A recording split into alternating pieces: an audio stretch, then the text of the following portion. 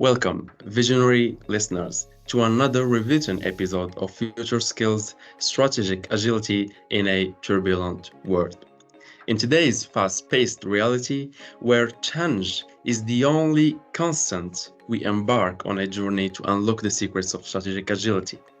As we peer into the horizons of tomorrow's leadership landscape, we'll delve deep into the heart of adaptability, resilience, and innovation. Join us as we explore the dynamic interplay between evolving technologies, soft skills, and organizational culture in shaping the leaders of the future. Get ready to ignite your passion for growth and transformation as we navigate the turbulent world of tomorrow's together.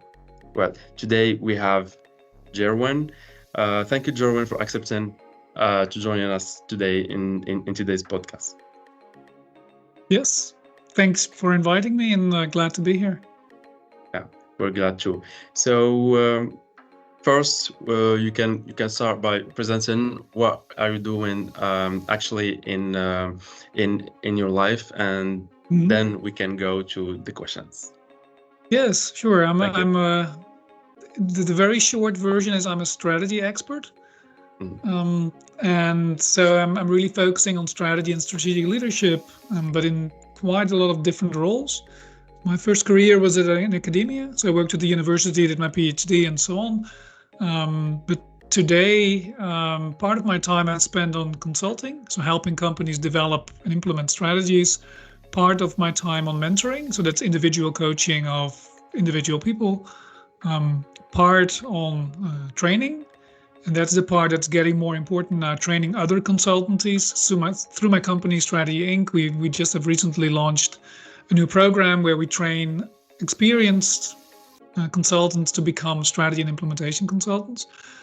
And finally, writing. I have a couple of books. And as we record this tomorrow, my next book will come out. As Great. your audience will listen to this, the book has launched, the Strategic Leadership Playbook. And I'm quite active on LinkedIn, sharing my thoughts with the rest of the world. So that's basically who I am, professionally at least. Yeah, that's basically a very summarized description. So thank you. We hope that we can read your book starting from tomorrow. So for our Yes. audiences too. So Jerwan, I would like to start uh, by a special question. What are some key strategies for developing adaptability and resilience in young leaders to thrive amidst uncertainty? And maybe it's a bit controversial to start with in the very first question is the adaptability, the agility part. I'm a bit skeptical about it because it seems to be overemphasized, and that's in leadership, but also in strategy. Everything needs to be agile and adaptable nowadays. While maybe the core of strategy, maybe the core of leadership is also to be this tower of strength, the stable factor in this changing environment. And so for me, the resilience part in your question is much more important than the adaptability. And for me, they're different things. Resilience for me is being able to kind of stand strong and bounce back when there is basically whatever happens, and when there is something bad happening, but also being able to respond to opportunities. And I think that's the part where we need a lot of development. If I look at the people around me, not just young leaders, but also more experienced leaders, resiliency is maybe often the weakest point. Is we're not used anymore to criticism, to crisis, to unexpected events. And I think, and I'm generalizing, and I'm largely talking about the Western world, where we have lived in peace and safety for like over half a century. So we have become accustomed to a very kind of luxury, convenient life, which is kind of predictable, where only small things happen. Of course, there's always exceptions, but roughly generally, it has been a pretty comfortable life. And I think that has made that we have not developed our capacity to be resilient. We can't, we barely can face crisis or negative events, and whether that's mentally, physically, or financially, we have not learned to deal with those negative surprises. So for me, the resilience is very important, and focusing in on your question, because you're asking like how do leaders and how do young leaders develop that resiliency. It's interesting because this relates to another book that I wrote a couple of years ago, No More Bananas, which was my own journey in not losing my strength, not losing my kind of mental strength in all the almost the collective lunacy around us. And I think that's what I see with a lot of people is they respond very much to everything they read, they see, they hear, and become very anxious about it. So they feel uncertain, lack of confidence, anxious, and so on, and get stressed and get burnout and all of that. For me, the core in building resiliency is look inside. So an inward looking, learn to find out who you are, what you want, what your preferences are, what your gut tells you, what your instincts tell you. So it starts with reducing the noise around you. So if you would look in the No More Bananas book, which, by the way, the title is because going bananas means like going nuts, losing your mental capacity to think rationally. There's a 9-step approach, and the very first step is I can't remember the literal definition, but it's basically like reduce your information input.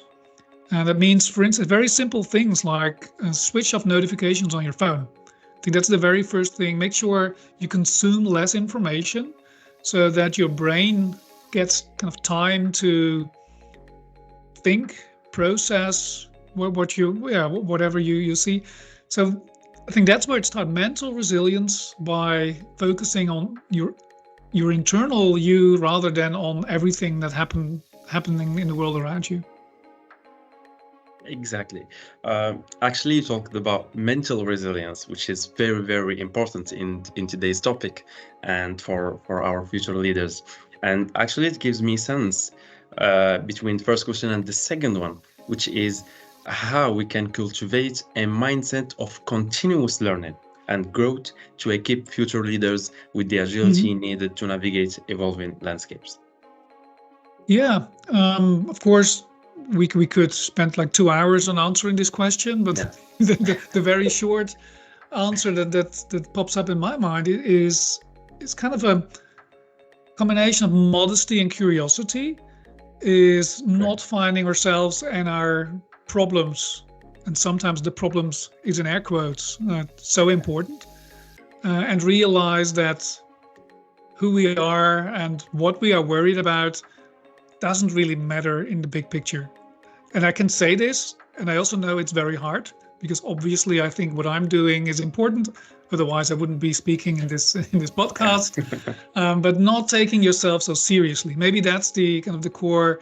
Stop taking yourself and your problem so seriously, and because that opens up that can open up and prepare for a curiosity in what's happening around you. What are other people doing? What's happening outside your bubble, outside your silo, and talk to people, read things that are, let's say, not familiar to you, go to places and maybe conferences or other ways of getting information that is not so much in line with what you already know and what you are familiar with, but from a very different perspective. So modesty and curiosity.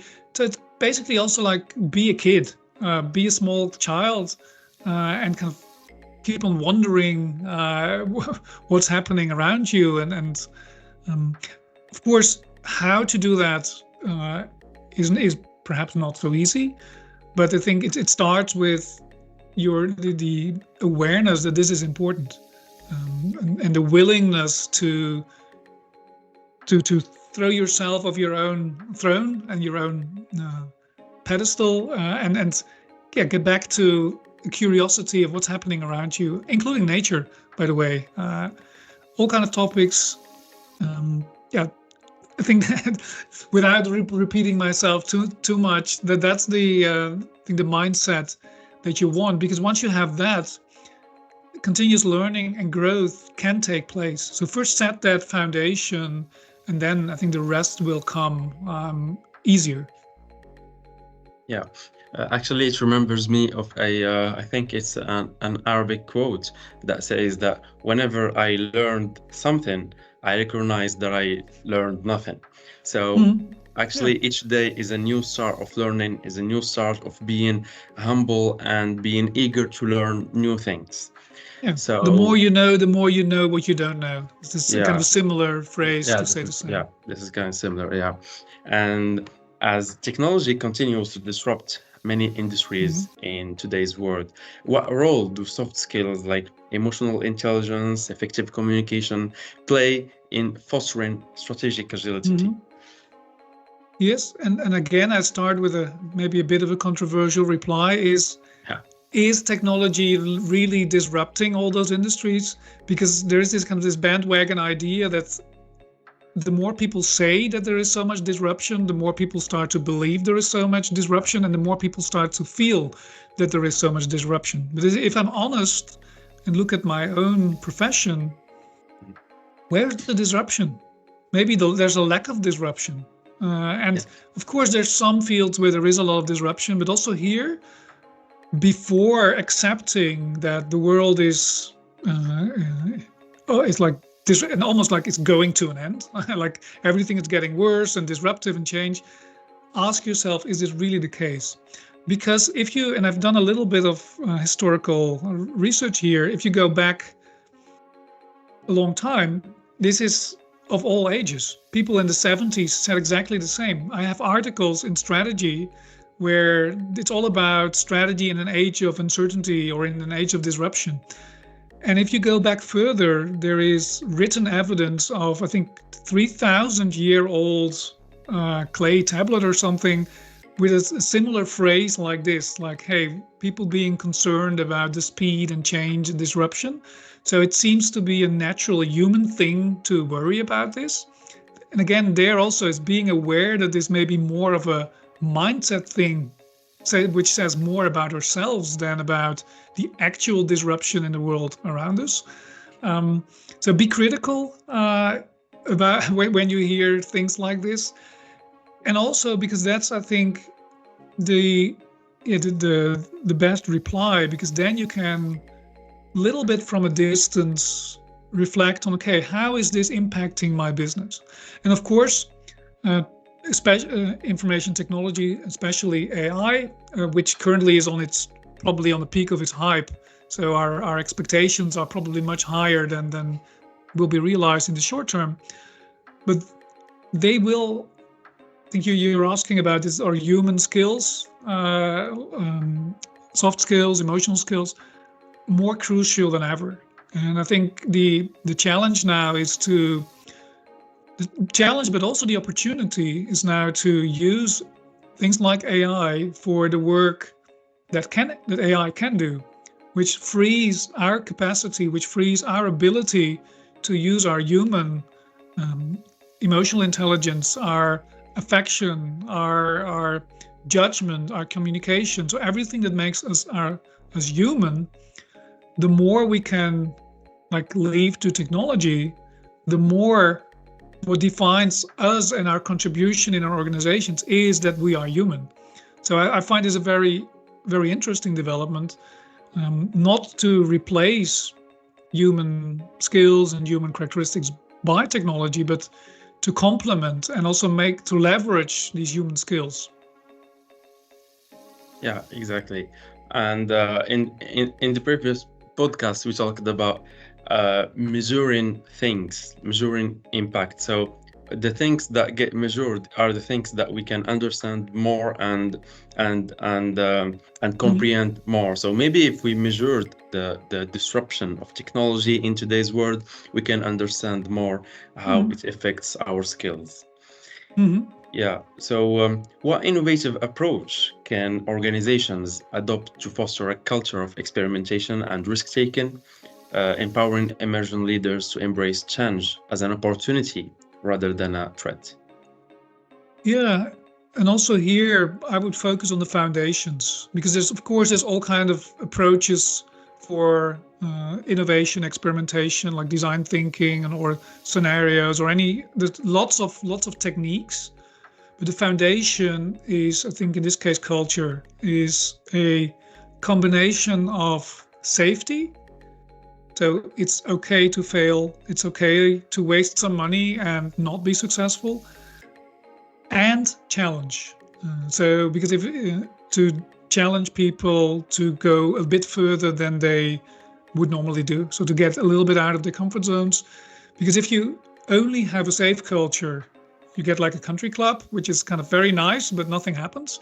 If you only have a challenging culture, you get burnout.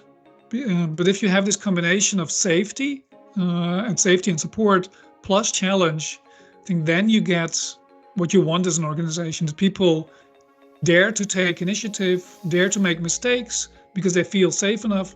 And at the same time, they feel challenged. So they feel rewarded, motivated to take those risks and to experiment.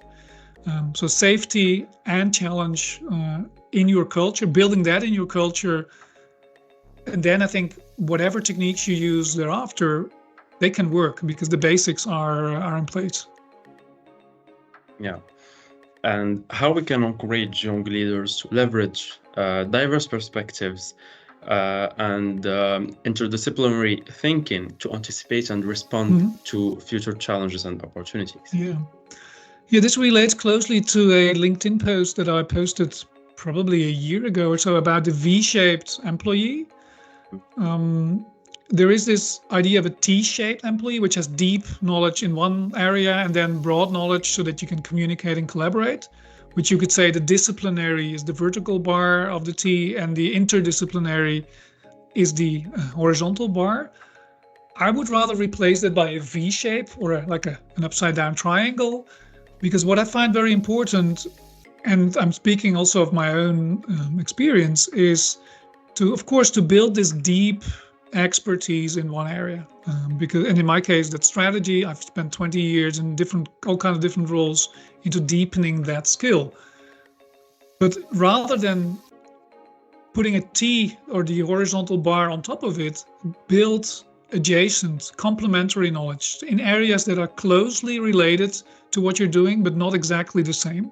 So in my case, for instance, leadership is one area, organizational change, organizational structure and culture. So those are still closely related, but not completely different. And I think when you have built this adjacent complementary knowledge and skills, then you become very versatile. You understand other disciplines, and you have the capacity um, to respond also to changing and unexpected circumstances. So maybe that's kind of circling back to your first question about resilience. As a V-shaped employee, you're also much more resilient because if I look at myself, if I get a question from a client which is not exactly about strategy but more related to leadership or organizational change, I can help them. So I'm a more flexible, more versatile in what I can do. And also if circumstances change unexpectedly and suddenly, I can switch, I can move on and adjust and adapt myself. So the V-shaped profile would be my recommendation Yeah. for young leaders to search for that and develop that. And that takes years. Uh, Probably Yes. first take the deep dive and develop an expertise, and then gradually fill the rest of the V with complementary knowledge. Yeah. Exactly. Actually, it aligns perfectly with the future values that we should earn today's. Because I can complement to your answer, which is very perfect. I can add that if if we can know our fears and then start to understand them and know how to challenge them. Then facing uncertainty will be Mhm. will be as easy as facing certainty, of course. So Mhm. because we knew our fears and we overcame them. So this, And even yeah, if we didn't overcome them, we at least accept that they are there and we find it exactly, okay. And I know exactly, all of this sounds much easier than it is in practice, but I think that's what we need to work on exactly. Yeah, as most leaders. yeah. It may take years, but it has big impact. Yes. Yeah. So, and there you have it, dear listeners, the roadmap to cultivating strategic agility in an ever-changing world. As we conclude this enlightening episode of Future Skills, let us carry forth the torch of continuous learning and adaptation. Remember, in the face of uncertainty, it is our ability to embrace change with open arms that sets us apart as leaders of tomorrow. So go for with courage, harness the power of diverse perspectives, and dare to innovate fearlessly. Together, we will navigate the twists and turns of the future. Until next time, keep dreaming, keep questioning, and keep inspiring.